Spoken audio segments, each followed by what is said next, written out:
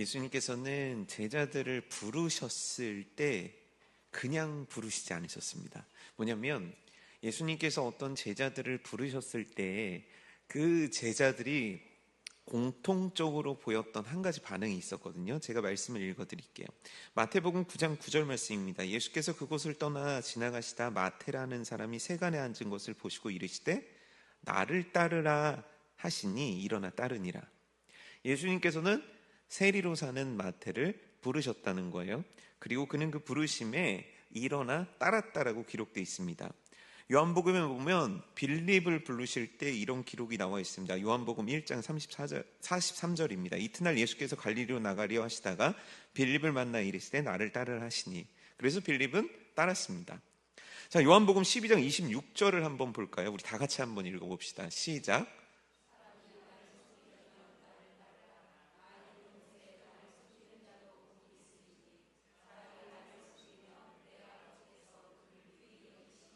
네, 재미있는 문구 하나가 있죠. 너희가 나를 섬기려면 어떻게 하라고 나와 있습니까? 나를 따르라라고 이야기되어 있습니다. 자, 여기에 대해서 어떻게 생각하십니까? 예수님을 믿는 건, 예수님의 제자는 예수님을 따르는 자 맞습니까? 네, 부인하실 분 혹시 계십니까? 아닙니다. 예수님을 믿는 것과 따르는 건 다른 겁니다. 내가 예수님의 제자가 되는 것과 예수님을 따르는 건 다른 겁니다라고 얘기하실 분은 아마 안 계실 겁니다. 우리는 상식적으로 알고 있습니다. 예수님을 믿는 것, 그의 제자가 되는 건 그를 따르는 거다라는 거 말입니다. 지금 여러분들의 불안한 눈빛은 잘 알고 있습니다. 왜 성경을 안 찾고 이렇게 갑자기 설교를 진행하나. 걱정하지 마십시오. 그런 불안감은 내려놓으시고 제가 물어보는 거에 좀 답변을 집중해서 해보십시오. 예수님을 따르는 건 예수님을 믿는 겁니다. 맞습니까? 예수님을 믿는 건 예수님을 따르는 겁니다. 그런데 여러분, 여기는 한 가지 재미있는 게 있는데, 예수님을 따른다는 것은 한 가지 전제 조건을 갖고 있다는 겁니다. 그 전제 조건은 뭐냐면 버려야 되는 겁니다. 버리지 않고 따를 수 없는 겁니다. 내가 주렁주렁 내가 살아왔던 삶의 모든 것들을 안고 따른 제자들은 단 한 명도 없었다는 겁니다. 그 적합한 예가 바로 베드로의 예거든요. 오늘 베드로는 물고기 잡는 어부였기 때문에 물고기를 잡으러 바다에 나가서 열심히 그물을 던집니다. 근데 그날 한 마리도 잡지 못하는 정말 극심한 어려움을 겪게 됩니다. 근데 그때 기적적으로 예수님께서 그의 앞에 나타나셨고 그의 배에 오르십니다. 그리고 말씀하십니다. 깊은 데로 가서 그물을 던져라. 그래서 그물을 던졌습니다. 말씀에 순종했습니다. 이때 얘기합니다. 예수님, 제 상식에 맞지 않지만 예수님이 던지라고 하니까 제가 던질게요. 그리고 베드로는 던졌습니다. 자, 그물에는 어떤 역사가 만들어졌습니까? 밤새 한 마리도 잡지 못했던 물고기가 가득히 찹니다. 그리고 두 배가 잠길 정도로 어마어마한 물고기가 잡힙니다. 자, 그의 고민이었습니다. 그의 숙제였습니다. 그의 어려움이었습니다. 그의 눈물이었습니다. 그의 고통의 이유였습니다. 물고기가 잡히지 않는다는 것 말입니다. 근데 물고기가 잡혔습니다. 자, 그는 응답받은 겁니다. 그는 기쁜 겁니다. 그는 할렐루야입니다. 자, 어떻게 해야 됩니까? 예수님 고맙습니다. 오늘 예수님을 만나려고 제가 이런 날을 겪었나 봅니다. 예수님 정말 사랑합니다. 제 모든 문제를 해결해 주셨군요. 그런 다음에 그 물고기를 잘 거기서 다듬어 가지고 집으로 가져가야 됩니다. 그럼 모든 문제가 해결되고 해피엔딩이죠. 근데 이때 베드로는 우리가 상상할 수 없었던 행동 하나를 하거든요. 그 행동이 바로 누가복음 5장 11절 말씀입니다. 이렇게 나와 있습니다. 그들이 베드로를 육지에 대고 모든 것을 버려두고 예수를 따르니라. 여러분, 예수님을 따른다는 건 버림을 전제로 이어지는 행동입니다. 버리지 않고 예수님의 제자가 될 수 없습니다. 버리지 않고 그를 따르는 자가 될 수 없습니다. 버리지 않고 그의 추종자가 될 수 없습니다. 버리지 않고 그를 위해 헌신하는 인생을 살아갈 수 없다는 거예요. 그런데 여러분, 질문 드리겠습니다. 버리는 거 쉽습니까? 어렵습니까? 제가 여러분들에게 꾹꾹 누르면서 참았던 질문 하나가 있었거든요. 그래서 여러분들은 버리고 따르고 계십니까? 라는 질문을 꾹꾹 눌렀습니다. 왜냐하면 저도 알고 있기 때문입니다. 따르는 거 정말 어렵지만 따르기 전에 버리는 건 정말 고통스럽기 때문입니다. 이걸 잘 보여준 남자가 있습니다. 바로 부자 청년이라고 잘 알려진 남자입니다. 이 청년이요, 예수님께서 길을 가시는데 그 앞에 슬라이딩하면서 미끄러지면서 무릎을 꿇으면서 간절히 소원하는 소원의 제목 하나가 있었습니다. 여러분, 예수님을 사람들은 왜 찾아오죠? 아파서요, 죄가 많아서요, 삶의 문제를 해결하려고요. 근데 이 남자는, 이 부자 청년이라고 일컬어진 이 남자는요, 굉장히 독특한 제목을 갖고 오는 겁니다. 그의 간절함이 뭐였는 줄 아십니까? 주님, 예수님, 어떻게 해야 제가 영생을 얻을 수 있겠습니까? 이걸 조금 더 쉬운 표현으로 하면 이렇습니다. 예수님, 나 어떻게 하면 천국 갑니까? 나 어떻게 하면 천국 갈 수 있습니까? 여러분, 묻고 싶습니다. 여러분들의 인생의 관심사는 천국입니까? 여러분들의 기도 제목의 1순위는 천국입니까? 천국이죠. 당연히 천국이죠. 그런데 내 심장에 가까운 기도 제목이 천국입니까? 아니면 요 사이에 뭐가 이렇게 껴 있습니까? 자녀도 있고 돈도 있고 건강도 있고 문제도 있고. 저는 솔직히 천국에 제 심장에 탁 붙는 기도 제목인 적이 그렇게 많지 않더라고요. 목사님, 저도 이런데 성도 여러분들은 어떠시겠습니까? 너무 부끄러운 고백입니다. 천국 소망, 천국을 위해서 살아가야 됩니다, 천국 백성이 되십시오 하는데 이 심장과 천국이 탁 붙어있지 못하는 거예요. 이 사이사이에 너무 많은 고민들과 염려들과 걱정들이 다 껴있는 거죠. 근데 이 청년은요, 예수님을 찾은 목적이 천국이었다는 겁니다. 이 얘기는 무슨 얘기냐면 그가 얼마나 진지한 신앙인인가, 그가 얼마나 제대로 된 신앙인인가, 그가 얼마나 중심이 잘 잡혀져 있는 신앙인인가를 보여주는 겁니다. 그리고 그건 증명이 됩니다. 예수님께서 말씀하시거든요. 야, 천국 가고 싶니? 그러면 계명을 지켜라. 어떤 계명을 지키면 되죠? 5번째 계명서부터 10번째 계명을 지켜라라고 이야기를 합니다. 그랬더니 부자 청년이 뭐라고 그러는 줄 아십니까? 예수님, 저는 어려서부터 그 계명들을 다 지켰습니다. 여러분, 이건 진실입니까? 거짓입니까?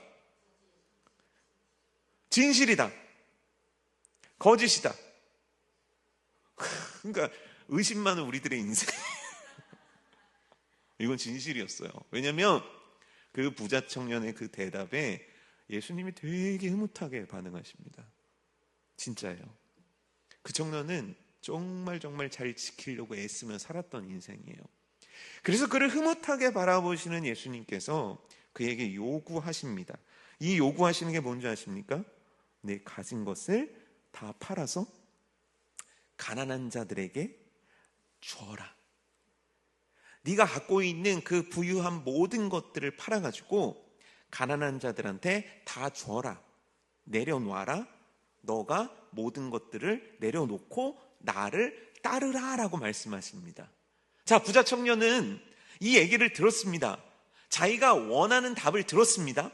그래서 그는 이래야 됩니다. 기뻐요. 좋습니다. 예수님, 드디어 제가 천국에 갈 수 있는 방법을 알려주셨군요. 제가 모든 것들을 버려두고 예수님을 따르겠습니다. 베드로처럼 빌립처럼 마태처럼 저도 모든 것들을 내려놓고 예수님을 따르겠습니다. 이렇게 될 줄 알았습니다. 그런데 그는 마가복음의 진술에 의하면 슬픈 기색을 띠고 돌아갔다라고 표현되어 있습니다. 근데 여기서 말하는 슬픈 기색이라는 거의 원어가 뭐를 의미하냐면 고통스러웠다는 겁니다. 무엇이 그를 고통스럽게 한 겁니까? 내려놓으라. 너가 가진 것을 버려두고 나를 따르라. 나를 따르라는 게 그를 괴롭게 한 게 아닙니다. 너가 가진 것을 버려두라는 그게 너무너무 그에게 고통스러웠다는 겁니다. 제가 예를 들어볼게요. 우리 위에 정지호 목사님의 사랑하는 자녀들이 와 있거든요. 근데 저 아이들에게 제가 과자를 주고 싶은 거예요. 그래서 제가 이만한 과자 한 봉지를 준비해 왔습니다. 근데 아이들 양손에 과자가 이렇게 쥐어져 있는 겁니다. 그래서 제가 갑니다. 그래서 정지호 목사님 아드님이 과자를 갖다가 얘야, 이 과자를 내놓으렴. 그럼 아이가 주겠습니까? 안 주겠습니까? 안 주죠. 그치? 아이들은 안 줍니다. 그래서 제가 너무 속상한 거예요. 아니, 그거 주면 내 이거 줄 건데, 이거 줄 건데, 이거 줄 건데. 그럼 아이는 줍니까? 손을 펴니까 안 펴니까? 잘 펴려고 하지 않습니다. 그래서 제가 그 과자를 딱 뺐습니다. 그럼 애 어떻게 합니까? 고통스럽습니다. 세상이 떠나갈 듯 울어제낍니다. 그걸 놓으면 큰 과자를 줄 건데, 그걸 놓으면 그게 100개쯤 들어있는 과자를 줄 건데. 여러분, 왜 예수님은 부자 청년에게 네 가진 것을 다 내려놓고 나를 따르라고 했을까요? 부자 청년, 넌 이제부터 가난하게 살아. 넌 이제 좋은 옷, 좋은 음식 먹지 마. 이게 하나님의 뜻이었을까요? 그렇지 않습니다. 나를 따르려거든 내려놓고 따라야 되는 것이 원칙이기 때문입니다. 가장 소중한 것을 내려놓고 더 소중한 가치를 붙잡는 것이 바로 믿음의 행위이기 때문입니다. 이걸 잘 보여준 남자가 있습니다. 이 남자는 성경 속에 이름은 나와 있지 않습니다. 하지만 우리가 너무너무 잘 알고 있습니다. 자, 이 남자의 이야기 속으로 들어가 보죠. 이 남자가 어느 날 길을 걷는데 어떤 땅에 어마어마한 보물이 숨겨져 있는 걸 발견한 겁니다. 이 당시에 고대 유대사회나 고대 근동사회는 금고나 은행이 없었어요. 그래서 어떻게 했냐면 자기가 소유한 땅에 어떤 부분에 뭐 느티나무 밑이라든지 큰 바위가 있다든지 그 밑을 팝니다. 그리고 자기가 갖고 있는 금은보화를 거기다 몰래 숨겨놓는 거예요.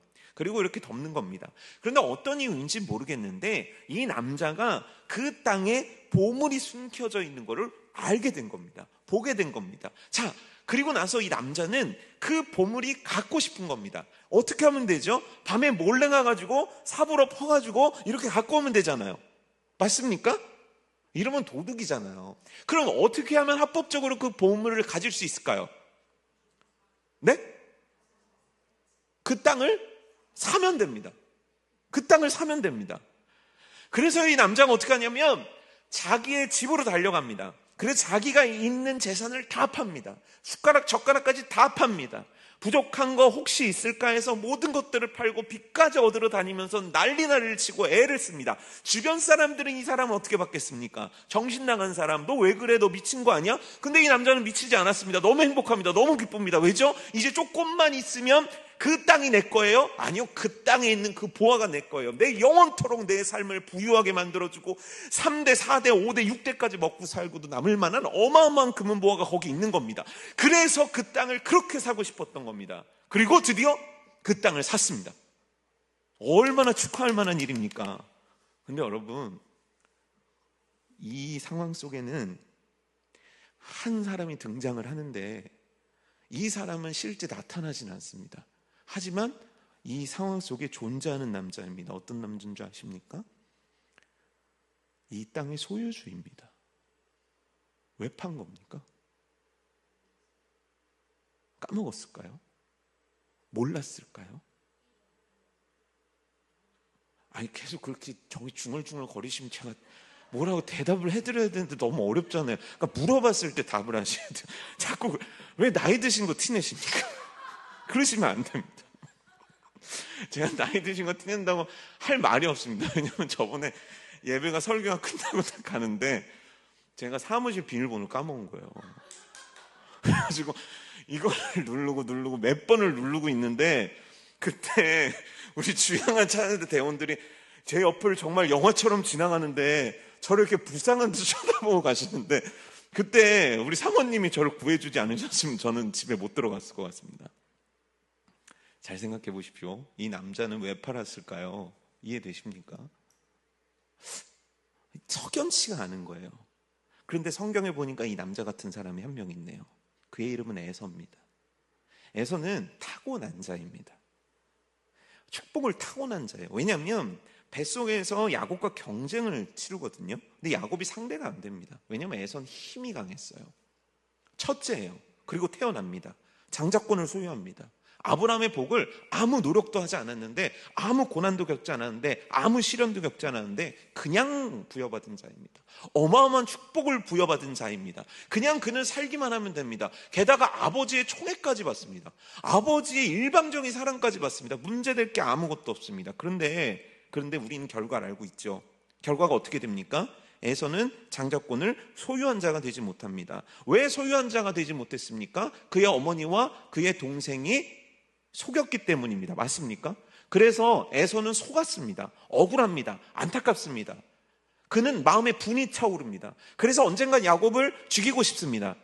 그건 에서의 시선입니다. 성경은 어떻게 표현되어 있는 줄 아십니까? 정확하게 이렇게 나와 있습니다. 창세기 25장 33절 말씀이거든요. 우리 다 같이 한번 읽어볼까요? 시작. 야곱이 이르되 오늘 내게 맹세하라. 에서가 맹세하고 장자의 명분을 야곱에게 누가 팔았습니까? 에서가 팔았습니다. 에서가 나중에 속아서 넘어간 게 아닙니다. 이때 등기부 등본 이름이 야곱으로 옮겨졌습니다. 왜냐하면 에서가 팔았기 때문입니다. 그 대가는 뭡니까? 팥죽입니다. 팥죽과 장자권은 비교될 수 없습니다. 그렇죠? 그건 모두가 알고 있습니다.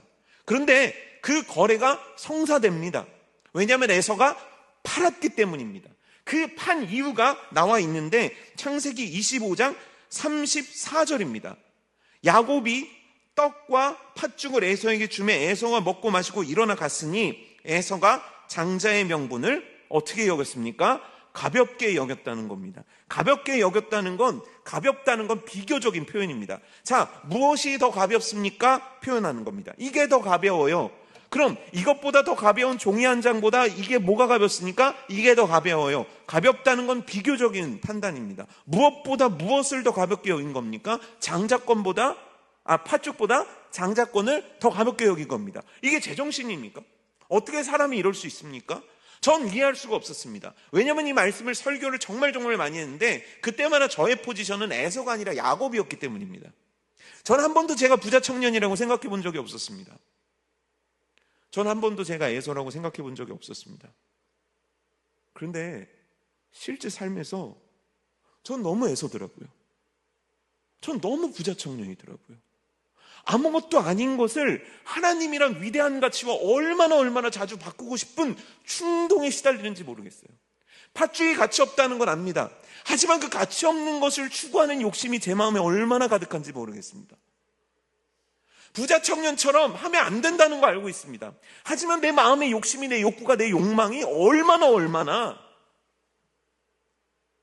하나님의 뜻을 저버리고 있는지 모르겠더라고요. 여러분들이 이 말씀 앞에 자유로우십니까? 여러분들은 자유로우십니까? 정답입니다. 바로 여러분들이 그렇게 궁금해하는 오늘의 말씀입니다. 마태복음 16장 24절 말씀입니다. 다 같이 읽어보도록 합시다. 시작. 이에 예수께서 제자들에게 이르시되 누구든지 나를 따라오려거든 자기를 부인하고 자기 십자가를 지고 나를 따를 것이니라. 너를 부인하라. 네가 지은 짐이 아니라 내가 너에게 지어주는 십자가를 지고 나를 따라가라. 이것이 소명자의 인생임을 믿습니다. 이것이 예수를 따르는 제자들의 삶임을 믿습니다. 이 삶을 살았던 게 야곱이고 이 삶을 살았던 것이 예수님의 제자들이며 이 삶을 살아냈던 것이 우리의 위대한 믿음의 선진들이고 자기의 모든 것을 팔아 그 땅을 소유한 자, 이름 없는 그 자가 살아냈던 삶의 믿음의 표현 방식인 겁니다. 여러분, 우린 이런 인생을 살아야 됩니다. 이게 정답입니다. 나를 부인하고 십자가를 지고 예수 그리스도를 따르는 것. 삶에서는 자꾸 그걸 내려놓으라고 하고 주변에서는 팥죽을 우리에게 권할지 몰라도 그 모든 것들에 시달리지 않고 그 모든 것들에 흔들리지 않고 나를 부인하고 그때마다 나를 십자가에 못 박고 또 못 박고 또 못 박고 또 못 박으며 예수 그리스도의 십자가를 지는 인생이 우리들의 인생이 되어야 될 줄 믿습니다. 그 인생 살아간 여러분 되시기를 주님의 이름으로 축복합니다.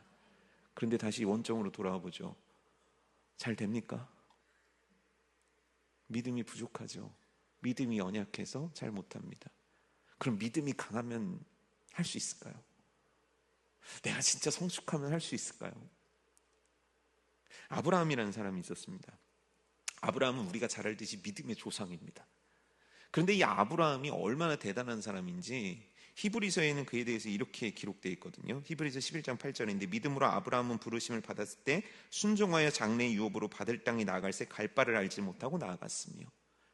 그러니까 이 얘기가 뭐냐면 창세기 12장에 나오는 얘기거든요. 너는 본토 친척 아비의 집을 떠나 내가 너에게 지시할 땅으로 가라. 이걸 합니다. 대단하죠.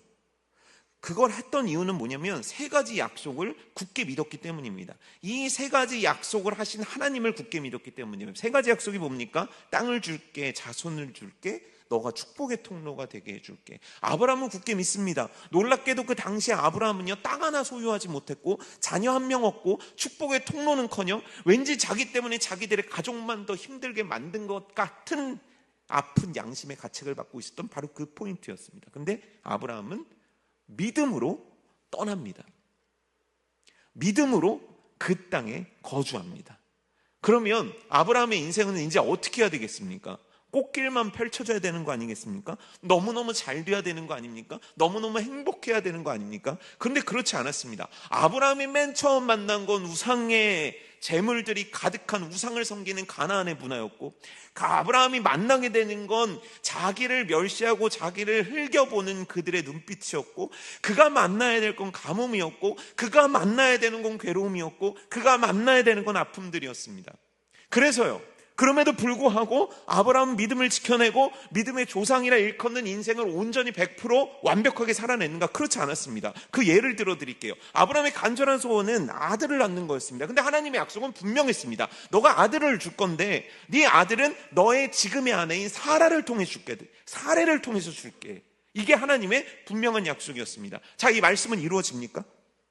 이루어지지 않습니다. 어느 날 하나님께서 75세를 떠났는데 아직도 이미 나이가 들어서 떠난 아브라함에게 자녀를 주시지 않자 어느 날 아브라함이 이렇게 하나님 앞에 고백합니다. 창세기 15장 2절입니다. 아브라함이 이르되 주 여호와여 무엇을 내게 주시려나이까? 나는 자식이 없사오니 나의 집에서 길린 자 이 다메섹 사람 엘리에셀이 내 상속자가 될 것이니라. 자존심 상합니다. 글씨가 안 보여요. 너무 속상합니다. 그때 에스겔 기도회를 담임 목사님 출타 중에서 제가 인도를 하는데 공동 기도문 있지 않습니까? 저 뒤에 이제 자막이 있으니까 공동 기도문 글씨가 나오는데 온몸에서 땀이 나는 겁니다. 글씨가 안 보이는 거예요. 너무 속상했습니다. 그래서 그 공동 기도문을 하면서 간절히 하나님 앞에 소원드렸습니다. 주여, 제 눈을 밝게 하시사. 지금도 성경 구절을 읽어야 되는데 능숙하게 읽지 못해 죄송합니다. 그럼 여러분들이 크게 읽어주시면 되는 거 아닙니까? 허물을 덮어주는 것이 교회 일진이에요. 잘 보십시오. 아브라함이 이렇게 얘기하는 거예요. 여러분, 이 믿음의 조상 아브라함이 얘기하는 겁니다. 분명히 약속했단 말이에요. 하나님이 분명히 약속했고 그걸 믿어서 떠났다고요. 그걸 믿어서 본토 친척 아비의 집을 떠났다고요. 그런데 아들을 안 주시니까 그가 한 말이에요. 내 집의 종 엘리에셀이나 후계자로 삼아 주십시오. 이 얘기는 뭡니까? 나 하나님의 약속을 믿을 수 없습니다. 자, 세월이 흘렀습니다. 그가 85세가 되었을 때 그가 한 행동입니다. 뭔지 아십니까? 아내 사례가 오는 거예요. 여보, 난 너무 늙었어. 난 더 이상 아이를 낳을 수 없어. 나 더 이상 당신 눈치 보고 살기 싫어. 나 정말 이런 인생을, 이런 불명예를 안고 살아오고 싶지 않아. 그러니까 당신 내 여종과 결혼해. 그리고 자녀를 낳아. 그러면 내 소유가 되잖아. 왜냐하면 여종이 내 소유니까 그 아들도 내 소유가 되잖아. 그렇게 해. 자, 아브라함은 이 사례의 말을 들어줘야 됩니까? 거부해야 됩니까? 거부해야 됩니다. 근데 어떻게 하죠? 들어줍니다. 그럼 우린 이걸 전문 용어로 뭐라고 얘기하죠? 불순종이라고 얘기합니다. 믿음의 조상이 그 하나님의 절대적인 말씀을 믿고 출발했던 자가 불순종한 겁니다. 그것도 2번이나 말입니다. 그런데 이걸로 끝나지 않습니다. 그가 99세가 되었을 때 하나님께서 그에게 말씀하십니다. 너가 아들을 낳게 될 거야. 근데 여기서 보이는 아브라함의 반응이 진짜 놀랐습니다. 창세기 17장 17절이거든요. 우리 다 같이 읽어볼까요? 시작.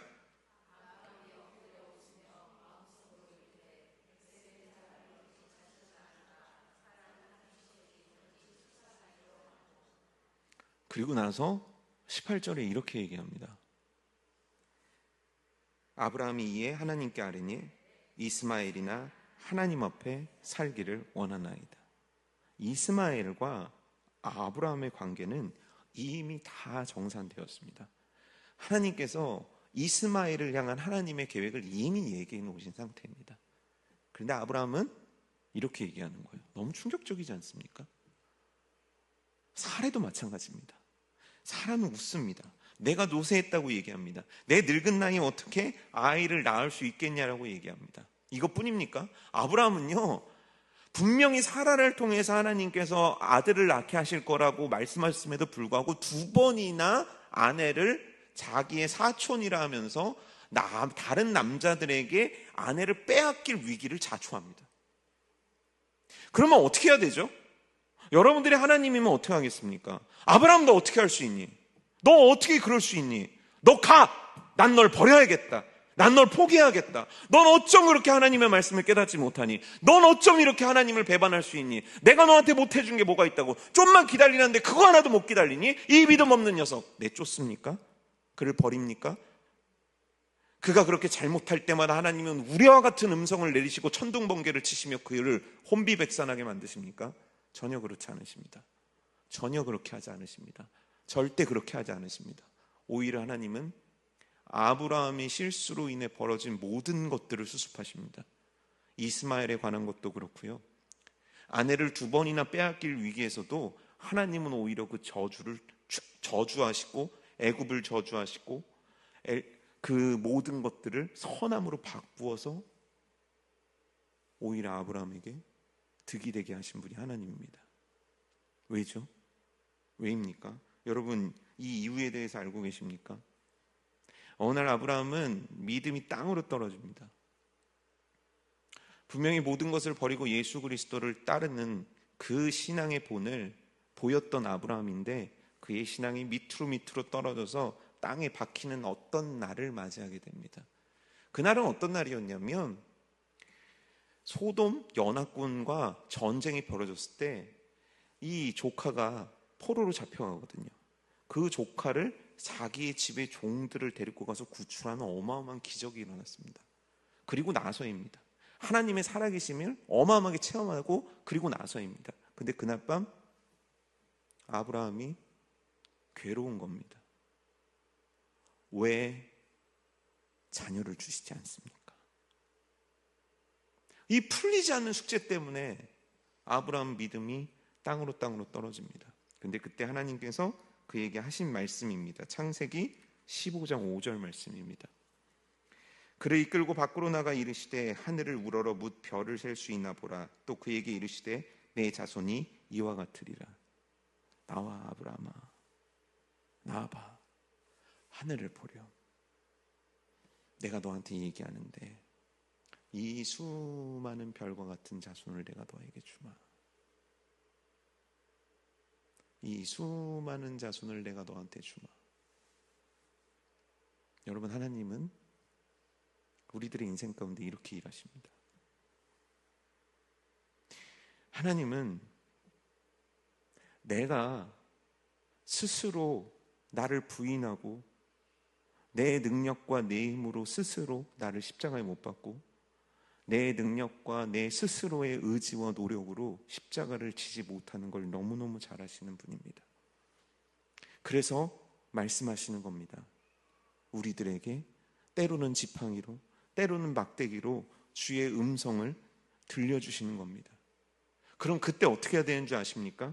놀랍게도 아브라함은 그 하나님의 말씀을 듣고 깨닫습니다. 그리고 이와 같이 반응합니다. 아브라함이 여호와를 믿으니.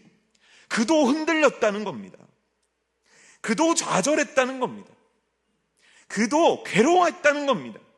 우리와 별반 다를 바 없는 인생이었다는 겁니다. 근데 그때만 하나님이 말씀해 주셨다는 거예요. 그때만 하나님께서 정신 차리게 해주셨다는 겁니다. 그때만 하나님께서 바른 길 가도록 만들어 주셨다는 겁니다. 그럴 때 우리와 아브라함의 차이는 뭐냐면 아브라함은 듣고 깨닫고 다시 믿었다는 겁니다. 사랑하는 성도 여러분들이요, 어떻게 우리가 소명의 길을 갑니까? 어떻게 우리가 일편단심의 신앙을 가지고 주를 따를 수 있겠습니까? 절대 그럴 수 없습니다. 하지만 믿으십시오. 주님께서 우리를 돕고 계십니다. 주님께서 우리들에게 오늘도 말씀하고 계십니다. 내 인생, 내 욕구, 팥죽 따라가는 인생을 붙잡고 너 그러지 마. 정신 차려.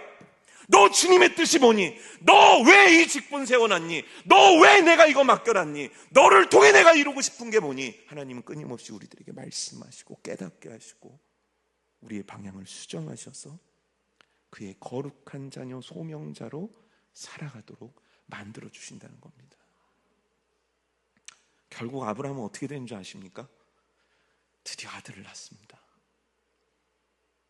그리고 그의 믿음의 정수가 보여지는 장면이 있는데, 그 장면은 아브라함이 이삭을 바칠 때였습니다. 어느 날 하나님께서는 아브라함에게 이삭을 바치라고 말씀하십니다.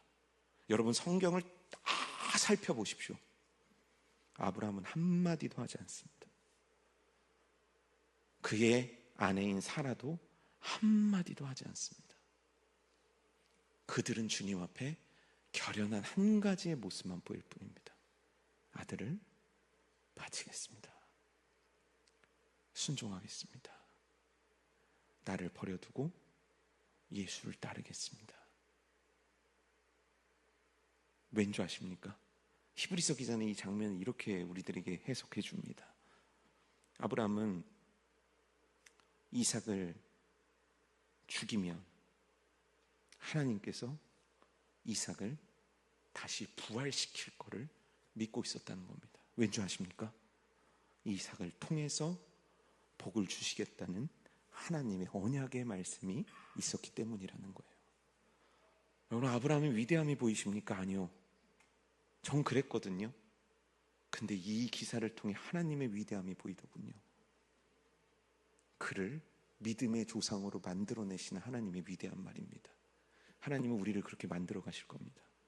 그렇게 우리를 진정한 제자로, 예수를 따르는 소명자로 만들어 가실 겁니다. 그러니 들으십시오. 오늘도 여러분들 문 밖에 서서 두드리시는 주의 음성을 들으십시오. 그리고 그 앞에 여러분들의 의지를 꺾으시고 여러분들의 의지를 주께 순종하는 것으로 올려드리십시오. 주님께서 다시 믿게 하실 거고, 그 부족한 믿음에 믿음 더하셔서 여러분들을 믿음의 승리의 인생으로 이끌어 가실 줄 믿습니다. 함께 찬양하겠습니다.